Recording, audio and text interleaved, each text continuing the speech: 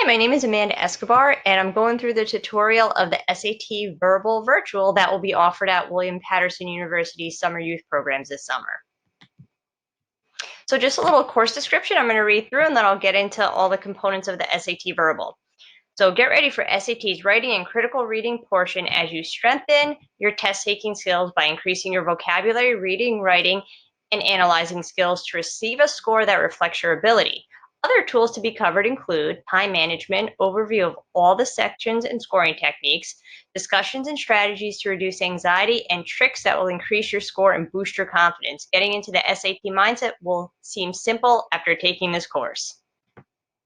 So topics to be covered. So I have right here, I've been teaching the SAT class for quite a few years now. This is just myself right there, my group of students that I had, and what we worked on each day in class. So it's going to be a little different now because it's virtual, but the same content will be covered.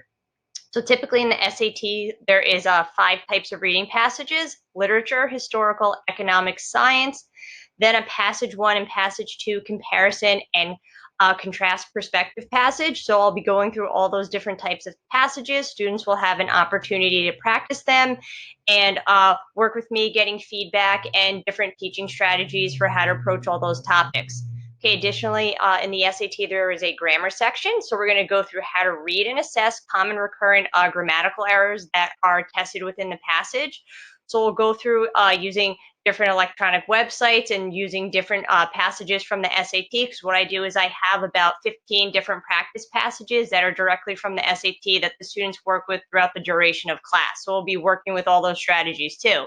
And then finally, the essay portion is optional for the SAT, but I still do take time to go through that. So I go over strategies for composing a thesis statement and paragraphs that support the topic covered within the passage. So we also spend time working on the SAT essay portion too.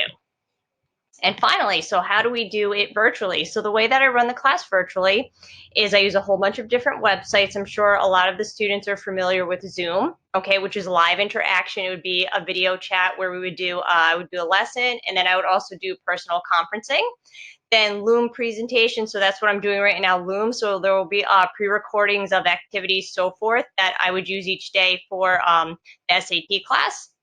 And then I just kind of wrote a little note here: conferencing and mini lessons to differentiate for each student's learning style, which I would do through conferencing, virtual feedback, mini lessons, and virtual interactions through Zoom.